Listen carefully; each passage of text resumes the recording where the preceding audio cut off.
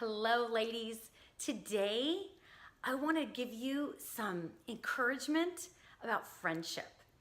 So, wherever you are in your life, I'm 45, I'm almost 46. There is always opportunity to have new, incredible friends come into your life. It's really true.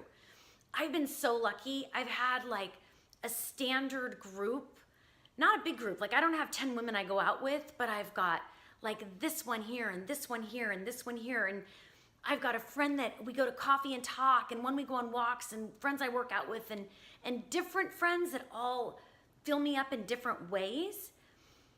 But I've also, even recently, in my 30s and 40s, had some friends that were toxic. And I was probably toxic for them too, because people that don't treat you well, I kind of think they're hurting, but maybe there's something about you. Like maybe there was something about me that triggered them to be hurtful. And when I'm talking about friends like this, think about people in your life where when you're around them, you're kind of walking on eggshells. Like, oh God, they're gonna get mad if I say this, or if I do this, or if I cancel on this. Like, those aren't good friends. And if you're listening to this and you're kind of getting pissed off, because that's kind of the friends you have, it's okay. Like, you can get pissed off at me, but make a change. Because if that's what you're accepting and that's what you're allowing, then that's how you're gonna be treated.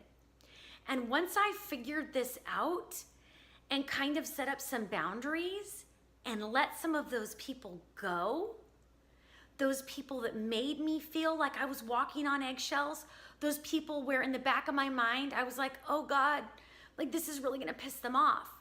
Like stupid things that shouldn't piss them off. Like, oh, I gotta tell them that I have to cancel because I have to help my mom do something. Those aren't friends, people. Like, I'm just telling you, if any one of my friends had to cancel on something for any reason, even last minute, I wouldn't get pissed off. I love them. I would understand. And good friends do. But let me tell you the magic about once you make space and you let these people go, and just know, like if they're making you feel that way, like you're making them feel icky too. So it's a two-way street, You're not filling them up. If they're making you depleted, you're probably depleting them in some way. So you letting them go is giving them a gift too.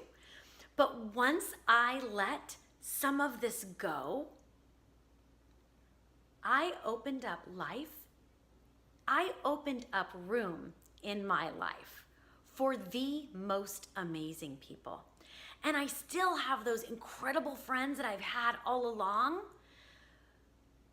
But like my friend Joelle, I've talked about her. She gave me my key necklace last year, my Believe key. I've got another one on that she gave me. She gave me my dream key after I sent my Believe key off to Australia.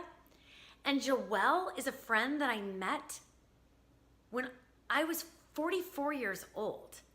44 years old. And now at 45, I honestly don't know how I would be living without her. She fills that much of a void in my life. And she's just this missing piece that I didn't have. And I'm that for her too. Like we're constantly texting and we meet up. And here's the other thing. If you have friends and they say they're too busy, guess what, people? Like, you're not a priority for them. And if you do that to your friends, then they're not a priority for you. And maybe that's why you're not bringing the right people into your life. And again, I might be pissing you off, and I just don't care because this is the truth. My friend Joelle, she owns her own pediatric dental practice. She has 2 kids. She has a husband. She has a dog. She works out. She cooks healthy.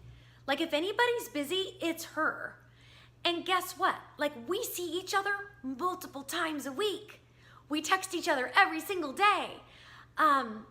We do nights away. We get away with each other because we make each other a priority.